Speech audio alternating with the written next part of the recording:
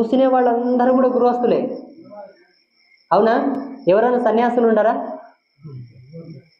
ఉన్నారా? నేనున్నా.